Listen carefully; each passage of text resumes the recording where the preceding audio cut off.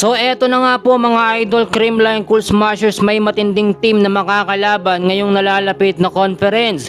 Bunny Gunler at Erica Santos magiging banta sa CCS, pero Creamline Cool Smashers may panibagong star player na naman na nakuha. So alamin ho natin lahat ng mga detalye.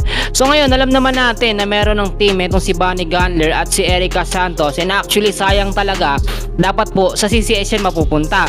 Ang laki kasi ng dinedemand po ni Bunny Gunler na salary offer, no? Per year ito ha, 700k ayon po sa ating source. Hindi po yan grinant o binigay ng CCS kasi nga masyadong malaki.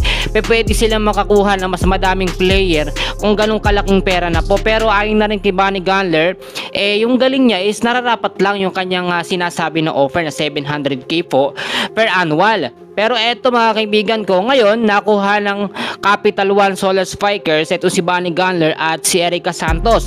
Etong team ng Capital One ngayon ang magiging banta sa Creamline ngayon pong nalalapit na conference. Bukod dyan mga kaibigan ko, mahirap na makakalaban o mahirap talagang kalaban eto nga pong si Gunler at si Erica Santos, kasi sila talaga yung nakita natin na nagbigay po ng magandang laban at nagpahirap po sa Creamline Cool Smashers. Sa atin po nga pinaka latest na update, no, inaabangan po ngayon at etong tinatawag natin na lalapit po na conference. O anong conference ba ang mangyayari? So ano ba yung aabangan natin? Ito po yung sinasabi natin na PBL Reinforced Conference. So mangyayari po yan ngayon pong nalalapit na June. Yung mga first week, second week ng June, dyan po magsisimula. Pero bago yan, PBL on Tour, abangan din natin. Ito pa po mga kaibigan o mga Creamline fans, ang CCS po ngayon ay meron ng tinatarget o may panibagong player na naman sila na mare-recruit. Ito nga po si Erin Pangilinan, which is ito po yung nagpa-drop nitong mga nakaraan lamang. Ito po yung maaasahan at talagang dalawang posisyon po ang hinahawakan nito. And then masasabi natin na magiging malaking tulong po ito sa kupunan ng Creamline Cool Smashers. So ano ba yung kumpirmadong nagbago sa sistema ng Creamline? Unang-una, ito po si Bernadette Fons, officially nakasign na po sa Creamline nung nakaraan pa, no?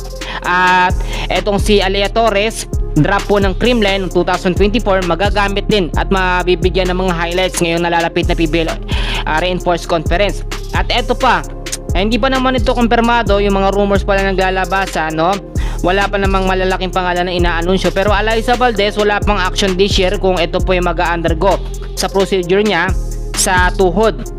Alam naman natin may problema talaga itong si Alyssa Valdez sa tuhod niya, kaya nga po nung mga huling laban ng last conference hindi siya masyadong nabibigyan ng mahabang playing time. Ito naman po mga kaibigan, no? May mga ibang update pa tayo nakukuha dito at mga pagbabago. So yung mga key players natin na gagamitin ng Creamline ngayong conference, Reinforced Conference, and for sure nandyan si Gia, si Alyssa Valdez kumpirmado naman, Gia Magalanza, Tots Carlos, Michelle Gumabaw, Bernadette Fons, Bea De Leon, si Panaga, Kylie Atienza, si Jennifer Nirba. Yan yung mga kumpirmadong player po ng Creamline Cool Smashers ngayong nalalapit na conference. So may mga ibang update pa tayo, so abangan natin yung mga anunsyo ng Creamline. At yan muna ang update sa ngayon. Maraming salamat.